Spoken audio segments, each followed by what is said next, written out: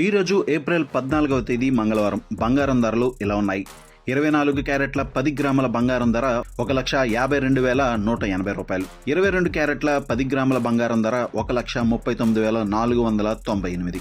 18 క్యారెట్ల 10 గ్రాముల బంగారం ధర 1,14,135 రూపాయలు పలుకుతుంది. గడిచిన వారం రోజులుగా గమనించినట్లయితే బంగారం ధరలు తీవ్రంగా హెచ్చుతగ్గులకు లోనవుతున్నాయి. గత వారంతో పోల్చి చూస్తే బంగారం ధర భారీగా తగ్గింది. బంగారం ధరల్లో వస్తున్న మార్పులకు ప్రధానంగా అంతర్జాతీయ మార్కెట్లలో వచ్చిన పరిణామాలే కారణమని చెప్పవచ్చు. పసిడి ధరలు గడిచిన కొంతకాలంగా భారీగా తగ్గుతూ వస్తున్నాయి. దీనికి ప్రధాన కారణం డాలర్ విలువ బలోపేతం కావడమే అని చెప్పవచ్చు. ఇక ఈరోజు వెండి ధరలు ఎలా ఉన్నాయో చూద్దాం. 1 కేజీ వెండి ధర ఈరోజు 2,31,540 రూపాయలు పలుకుతుంది. వెండి ధరలు భారీగా తగ్గాయి. గడిచిన నెల రోజులుగా గమనించినట్లయితే వెండి ధరలు సుమారు 10% వరకు తగ్గినట్లు చెప్పవచ్చు.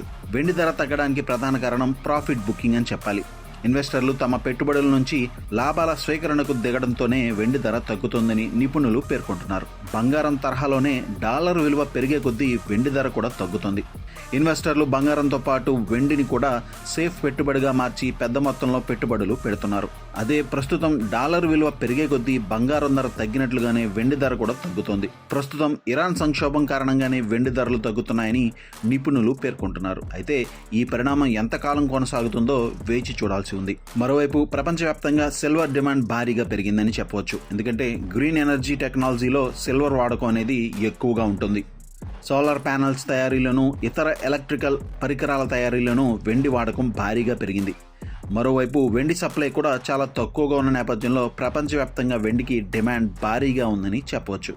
సిల్వర్లో పెట్టుబడి పెట్టేవారి సంఖ్య ఈ సంవత్సరం భారీగా పెరిగింది. ప్రస్తుతం సిల్వర్ ETF స్కీముల్లో పెట్టుబడులు పెట్టేవారు ప్రతి నెల పెరుగుతోందని గణాంకాలు చెబుతున్నాయి.